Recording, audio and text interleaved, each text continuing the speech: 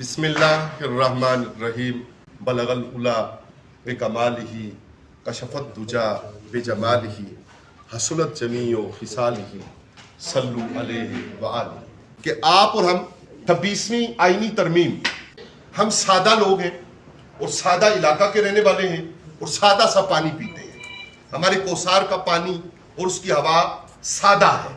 اور اس میں ہمیں صرف ایک بات سمجھ آتی ہے اور وہ یہ ہے کہ آپ کہہ رہے ہیں کہ سالوں سے، اگر آپ 1973 کی کانسٹیٹیوشن کی بات کر رہے ہیں، چونکہ آپ نے اس میں امینڈمنٹ کی ہے، تو آپ نے تب سے 50 سالوں سے اور ادروائز 76-77 سالوں سے پہلے سود آپ کے لیے حلال رہا اور اب اس کو آپ نے کورٹس کے فیصلے، فیڈرل شریعت کورٹ کے فیصلے، سپریم کورٹ کے فیصلے کے باوجود آپ کو یہ خیال آیا کہ ہم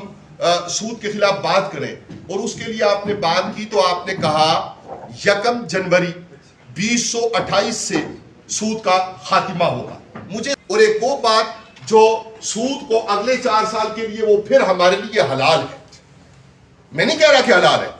میں فتویٰ نہیں دے رہا، لیکن 26ویں ترمیم نے فتویٰ دیا ہے کہ 4 سال کے لیے حلال ہے. ہمیں یہ کہتے ہوئے ایک مدت گزر گئی کہ امام کعبہ اور مقدس حضرات اور OIC اور اسلامی ممالک کے سربراہان وہ اسلامی دولت مشترکہ کا قیام عمل میں لائیں گی. ڈالر دجال ہے، جب تک ہماری دولت مشترکہ نہیں ہوگی، جب تک ہم سودی نظام سے بری الذمہ نہیں ہوں گے، آپ 1000 پائپ لائنز میں یا عملاً کوئی بھی منصوبے لے کے آئیں، اس وقت تک ہمارا کل جو ہے وہ بہتر ہونا ممکن نہیں ہے. لیکن کیا 8 سال بعد جب وہ افریقہ کے وہ جو لوگ تھے اور جو بالکل ہڈیوں کا ڈھانچہ ہو گئے تھے، وہ آدھے تو ہم ہو گئے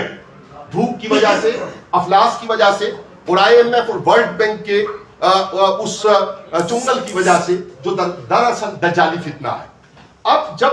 یہ سارے کام ہو گئے تو آپ مزید ہمیں کہہ رہے ہیں کہ آپ سودی نظام میں 28 تک رہیں گے. ہمیں آپ پر یقین ہے.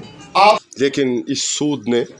جو اللہ اور اس کے رسول صلی اللہ علیہ وآلہ وسلم کے خلاف جنگ ہے،